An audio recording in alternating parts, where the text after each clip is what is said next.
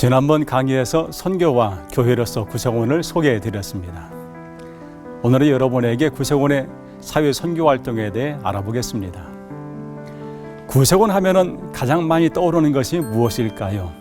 자선냄비, 또 브라스밴드, 맞습니다.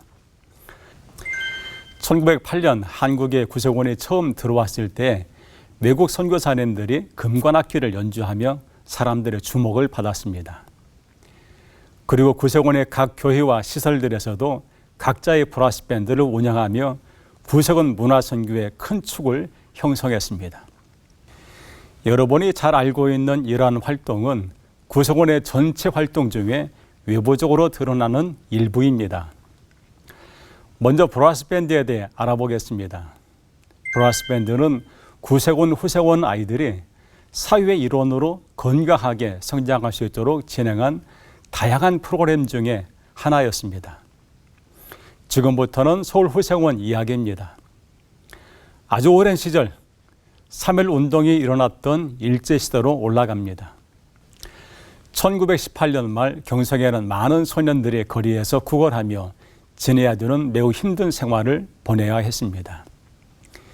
이처럼 부모를 잃고 버려진 소년들은 대부분 길게 흐트러진 머리로 또 산발을 하고 누더기 같은 옷에 비위생적인 상태로 사람들을 불쾌하게 하거나 또 돈과 음식을 달라고 괴롭혔습니다. 이런 행동에 대해 신문마다 불평이 쇄도했지만은 그 누구도 먼저 나서는 이가 없었습니다. 그러던 중 한 소년이 한 사업가의 가게 밖에서 얼어 죽은 채 발견되는 사건이 발생했습니다. 그 사업가는 구세군을 찾아와 이들이 추운 날씨를 피할 수 있도록 무엇이든지 해달라고 호소하며 그 비용을 기부했습니다. 이것을 계기로 구세군은 1918년 아동생활시설인 육아원을 시작하게 됐습니다. 이것이 100년의 긴 역사의 아동보호시설인 지금의 구세군 후생원이 될 수 있었습니다. 시설만 설립해서는 아이들이 알아서 들어오지 않았습니다. 1919년 12월 겨울에 추위가 강했던 날에는 평동의 구세군 사관학교에서 구내에 임시 보호 숙소를 마련하고 소년 활동되는 거리로 나가서 거린 소년들을 찾아 나섭니다. 그렇게 해서 찾은 소년들이 처음에는 2-3명 정도밖에 안 됐다고 합니다. 아이들에게 구세군 사관학교에 마련된 숙소를 이용하여 잘 수 있는 따뜻한 방과 음식 그리고 옷을 마련해 주었습니다. 하지만 먼저 들어온 아이들에게 물어본 결과 수십 명 이상의 아이들이 여전히 거리에서 지내고 있다는 말을 듣고 밤마다 잠을 자는 곳을 하나씩 찾아내기 시작했다고 합니다.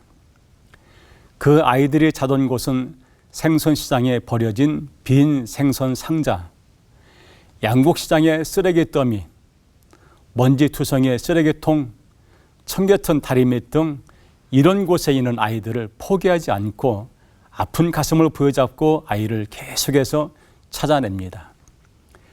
그렇게 해서 찾아낸 아이들은 머리가 길게 엉켜 있었고 몸에는 흙먼지 투성이인데다가 엄청난 수의 이도 있어서 심한 냄새를 풍겼다고 합니다. 구세군 후생원은 이처럼 100년 전부터 예수 그리스도의 사랑으로 세상에 소외되고 부모에게 버려진 아동들을 똑같이 하나님의 사랑으로 보호하고 제대로 양육하기 위해 세워진 아동복지기관입니다. 후생원은 시대를 따라 부모로부터 양육을 받을 수 없는 아동, 또 가족이 없거나 이혼, 학대, 방임, 부모 사망 등으로 혼자가 된 아동들을 보호하고 그들이 함께 생활하는 생활터전이었습니다. 성탄 전날이 되면 어머니의 손을 꼭 잡고 우리 동네 산등성이 가장 높은 곳에 있는 아름다운 우리 교회에 가는 것이 그렇게 기다려졌습니다. 모두가 잠든 성탄의 깊은 밤이 물들어갈 때쯤 교회 구역 식구들끼리 촛불을 손에 쥐고 이 집 저 집 다니며 구주 예수 탄생의 소식을 찬양하며 전할 때 그 옛날 베들레헴에서 울려 퍼진 천사들의 찬양 소리가 어땠을까 상상했던 기억이 납니다. 이제와 고스란히 내 기억 한켠에 성탄 새벽송을 돌며 굳게 잡았던 어머니의 손이 나를 위해 십자가에서 죽으시기까지 하신 예수 그리스도의 간절한 사랑으로 다가옵니다. 고요한 이 새벽에 세상이 변해도 영원히 변하지 않는 유일하신 구원자 예수 그리스도를 성탄의 계절에 마음 깊이 새겨봅니다.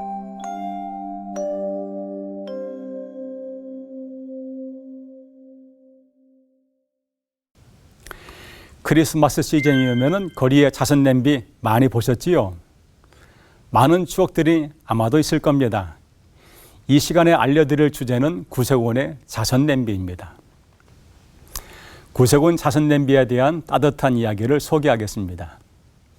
1891년 성탄에 가까웠던 어느 추운 겨울, 미국 샌프란시스코 부둣가에서 배 한 척이 좌초돼 천여 명의 난민들이 생겨나게 되었습니다. 구세군의 조셉 맥핀 사관은 갑작스런 재난을 당해서 슬픈 성탄을 맞이하게 된 이들을 어떻게 과연 도울 수 있을까 고민하던 중에 옛날에 영국에서 가난한 사람들을 돕기 위해 사용했던 방법이 떠오르게 되었습니다. 이 조셉 맥핀 사관님은 오클랜드 부두로 나가서 선원들이 사용하던 심슨 포트라는 커다란 무쇠솥을 거리에다 내걸었습니다. 그리고 그 귀에 이렇게 써붙였습니다. 이 국솥을 끓게 합시다. 얼마 지나지 않아 그는 성탄절에 어려움 당한 이들에게 따뜻한 식사를 제공할 만큼 충분한 기금을 마련하게 되었고, 이렇게 이웃을 돕기 위해 새벽까지 고민하던 한 구세군 사관의 깊은 마음이 매년 성탄에 가까워지며 실시하는 나눔의 대명사 자선냄비 운동의 출발점이 됐습니다. 한국의 자선냄비는 언제 시작됐을까요?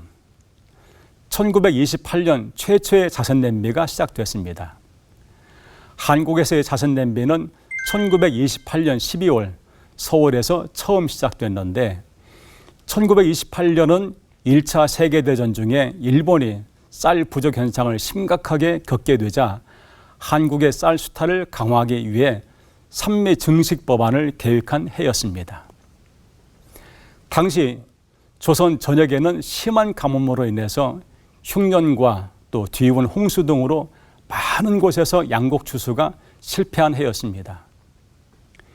길거리에서 방황하는 어린 불황아들, 추위에 뗄감이 없어 혹독한 겨울을 나기 어려운 불우한 가족들, 또 굶주린 배를 채우고자 도둑질을 하다가 감옥에 수감된 사람들, 출감한 사람들이 오갈 데 없어 노숙자로 헤매는 상황을 구세군은 두고만 볼 수가 없었습니다. 우리는 복음의 빚진 자입니다. 일제강점기 암울했던 이 땅은 구세군의 선교 현장이었고, 한국 전쟁으로 갈 곳 없는 피난민들의 급식 구호 활동은 구세군의 선교 활동이었습니다. 구세군은 대한민국의 가난하고 어두웠던 역사 속에서 늘 함께 있었습니다. 이제 한국은 선진국 대열에 들어섰습니다. 구세군은 변함없이 도움이 필요한 곳에서 차별 없는 나눔을 실천해 가겠습니다.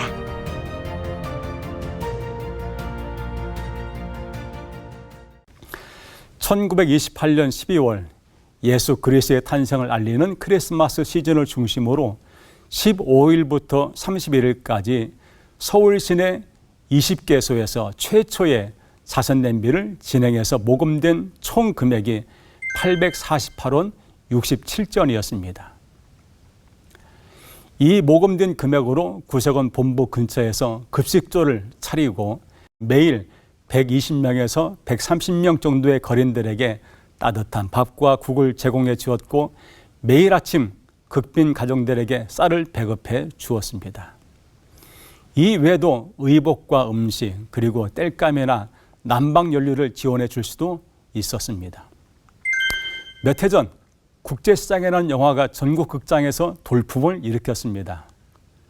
1950년 6월 25일 한국 전쟁 시기, 그때 그 시절 굳세게 살아온 우리들의 이야기를 담았던 것이 관심을 가졌던 것이지요. 이 당시 한국구세군은 본영을 부산으로 옮기고 세계 구세군과 연계해 부산으로 몰려오는 피난민들을 위한 급식 사업, 또 구호 사업 등을 활발하게 전개했습니다. 전쟁 후에는 서울로 복귀하면서 외국 구호기관과 협력하여 본격적인 전쟁 난민 구호 사업으로 전쟁 고아와 노인 그리고 극빈자들을 돌보았습니다. 한국구세군 100년사 제5부 짧은 희망과 한국전쟁, 그 서적에 적혀있는 로드 사령관이 쓴 보고서 412페이지의 내용을 인용한 것입니다. 1950년 5월 한국구세군의 사회사업시설에서 행해졌던 그 모습들을 한눈에 알 수가 있습니다. 구세군의 사회사업시설에는 240명의 소년들, 62명의 소녀들, 그리고 49명의 여성들과 아이들을 보호하고 있었습니다. 한국인들뿐만 아니라 많은 중국인, 또 자바인 샴 여성들까지도 시설을 찾았고, 시설에서는 양말 제조 기계가 새로 도입됐고 양복 제조 기술도 발전하여 몇몇 소년들은 특별한 수업을 위해 과학 영농학교에 보내졌습니다. 거리 아이들을 위해 세운 조립주택이 있었는데 이 조립주택은 벽과 지붕이 반원형으로 연이어진 숙소이고 임시막사입니다.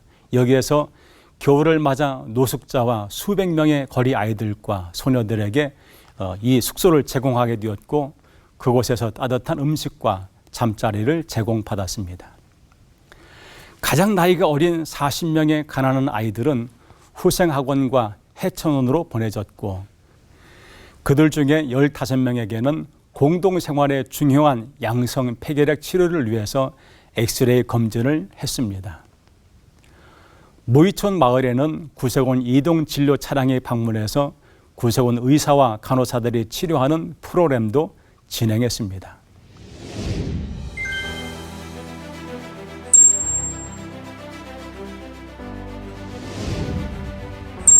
가장 먼저 가장 낮은 곳으로.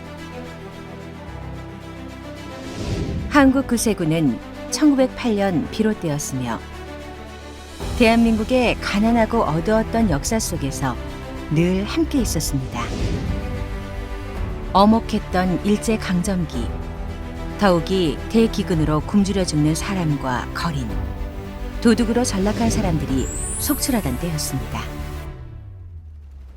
한국 최초의 자선냄비는 1928년 12월 15일 서울 명동에서 선보였습니다.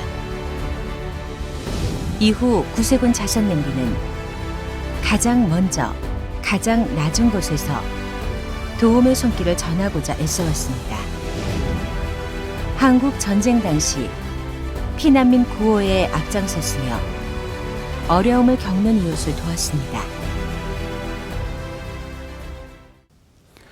1950년 서울 수복후 12월 21일부터 30일 동안에는 전쟁 중에 서울 지역 5개 소에서 구세군 자선냄비 모금 운동이 전개되어 66,887원이 모금되었습니다. 전쟁으로 생겨난 고아들을 위해 새로운 집과 50평상의 영동병원 보수가 행해져 우리 사업의 활기를 띠고 있었습니다. 가난하고 빈곤한 자들을 위한 구제센터들이 각 지방 번영에서 문을 열었습니다. 1954년은 한국전쟁으로 인해 파괴되고 유린된 것들을 재건하는 한 해로 기억될 것입니다. 서울의 군국 번영이 재정비되었고 시설과 영문들은 수리를 하거나 재건되었으며 인명과 조직을 외관상 다시 정리했습니다. 새로운 어린이집 2개소가 세워졌고 급식소가 군국 도처의 영문에 조직되었습니다. 서울에 있는 특별한 급식 장소는 한 달 동안 무료로 10,000명에게 따뜻한 음식을 제공했습니다. 만국구성원의 자립기금, 국제연합 한국재건협회, 기근구제를 위한 옥스퍼드위원회, 영국연합국협회, 그리고 한국육군본부에서 한국구세원의 재건을 위한 기금들을 마련해 주어 전쟁으로 인한 파괴된 건물들을 다시 짓거나 수리할 수 있게 되었습니다.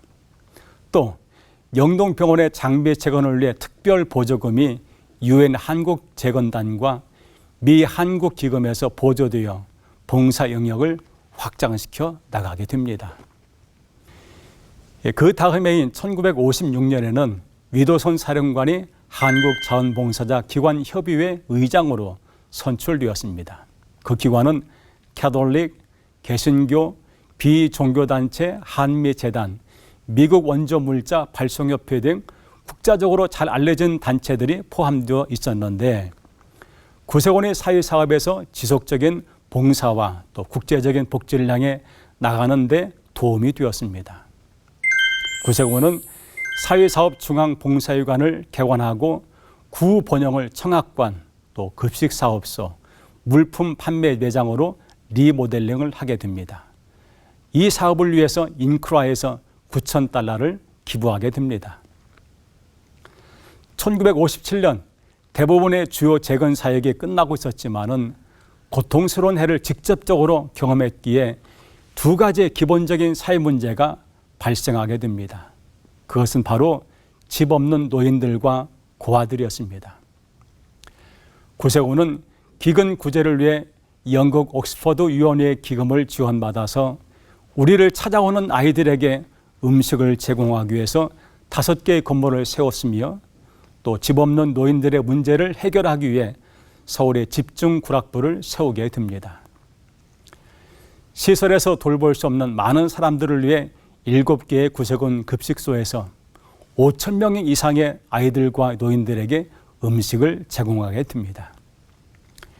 이처럼 구세군은 어려운 환경 속에서 피난민들의 고통과 슬픔, 가난을 어루만지고자 고군분투했고 가장 낮은 곳에서 사랑의 불을 지피기 위해 어려운 여건 속에서도 정말 최선을 다했습니다. 동족 상잔의 비극 가운데서도 꿋꿋이 구세군 정신을 전파했던 선대 구세군인들의 노고에 감사하고 그들의 배양한 구세군 정신을 더욱 확장시켜 앞으로 나가는 것이 지금 우리 모두의 숙제가 아닐까 생각합니다. 역사는 과거의 사건이 아니라 현재의 삶이고 그리고 미래를 향해 나가는 하나님의 선교 사역입니다.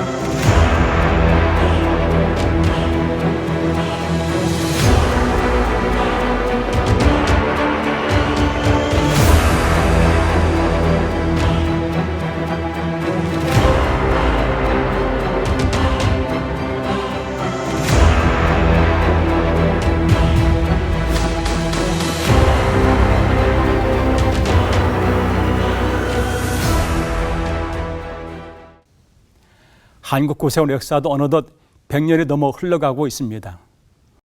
오랜 기간 동안 곳곳에 수많은 사회복지시설을 운영하여 오면서 어려움도 많았지만은 후원자님들의 정성 가득한 나눔이 있었기에 세상 가장 낮은 곳에 있는 이웃과 함께 하면서 사랑을 전달할 수 있었습니다. 한 방울의 물이 모여서 바다를 이루듯이 우리들의 세상을 향한 사랑의 선한 몸짓이 누군가에게는 미래를 바꿀 수 있는 원동력이 되고 나아가 지역사회를 바꿀 수 있는 근간이 됨을 현장에서 벅찬 가슴으로 지켜보았습니다. 앞으로 구세군은 한 영혼을 귀하게 여긴 첫 마음을 잃지 않고 계속 지키고 이어갈 것입니다. 구세군의 자선냄비 활동을 소개하는 영상을 보시고 마무리하겠습니다. 감사합니다.